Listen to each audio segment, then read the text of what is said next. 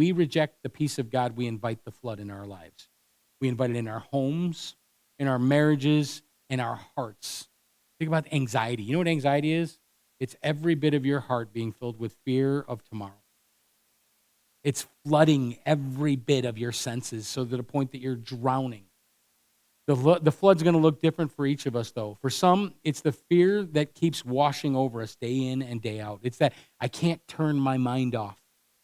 For others, it becomes bitterness and anxiety. Or sin.